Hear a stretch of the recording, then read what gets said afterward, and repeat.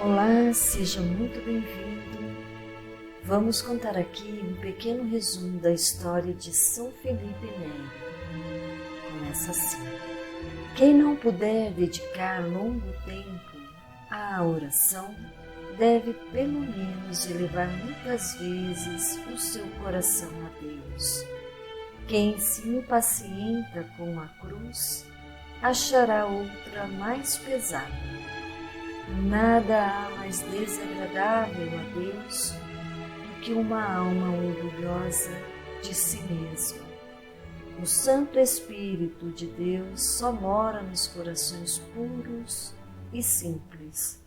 Neste mundo não há purgatório, ou é paraíso ou é um inferno.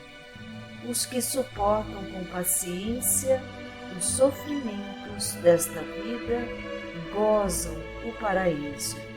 Quem assim não faz, sofre o inferno. Longe de mim o pecado e a tristeza. São Felipe Rômulo Neri, conhecido pelos cognomes de o Apóstolo de Roma e o Santo da Alegria, foi um padre santo católico. Os ensinamentos de Felipe podem ser resumidos em 4 pontos: uma singular ternura para com os outros, a prevalência de mortificações espirituais, em particular mortificações contra a vaidade do corpo, alegria e bom humor para fortalecer as energias espirituais e psíquicas, e, finalmente, a simplicidade evangélica da qual ele foi a primeira testemunha. Filho de Francisco e Lucrézia Neri, que faleceu quando Felipe ainda era criança, teve 2 irmãs menores e um irmão que morreu ainda muito pequeno. Felipe estudou humanidades e, aos 16 anos, foi enviado a ajudar nos negócios do primo de seu pai, em Saint-Germain, próximo de Monte Cassino. Mas logo, depois de chegar a Saint-Germain, Felipe teve uma conversão religiosa e decidiu em 1533 morar em Roma. Ele foi cuidadosamente educado e recebeu seus primeiros ensinamentos dos frades de São Marco, o famoso mosteiro dominicano em Florença, sob a direção do frade dominicano Girolamo Savonarola. Em 1520, Felipe Neri perdeu a sua mãe e o pai decidiu se casar novamente com Alessandra de Michele Lenzi. Depois de chegar a Roma, após 2 anos, ele começou a seguir seus próprios estudos, sob a orientação dos agostinianos.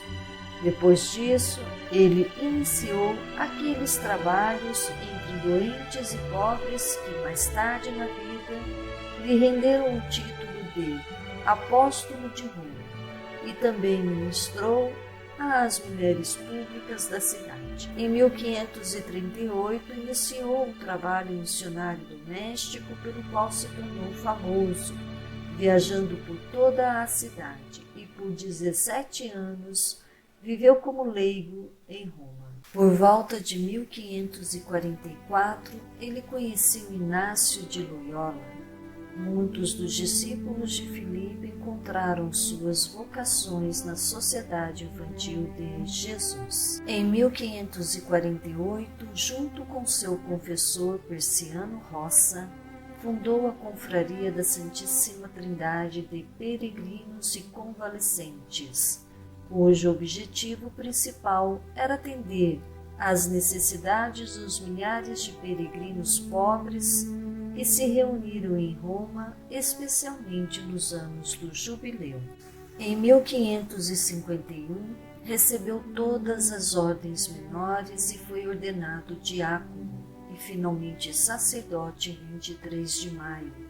Assim, ele se estabeleceu com alguns companheiros no Hospital de San Girolamo della Carità, e as seleções musicais cenário de cenas da história sagrada foram chamadas de oratórios. Giovanni Palestrina foi um dos seguidores de Filipe e compôs música para os serviços.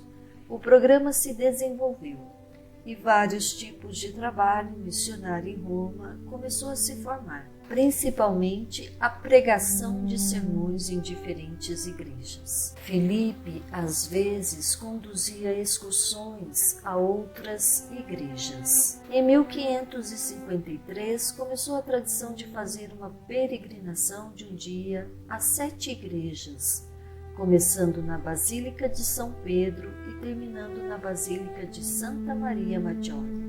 Em 1564, os florentinos solicitaram que Filipe deixasse São Gerolamo para supervisionar sua igreja recém-construída em Roma, San Giovanni dei Fiorentina.